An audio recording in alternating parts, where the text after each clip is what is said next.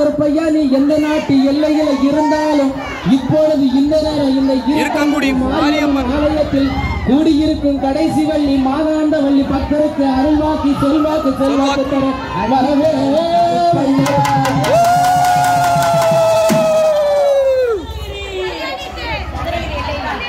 எடுத்து வைக்கும் அங்கே ஈட்டி மூலங்கே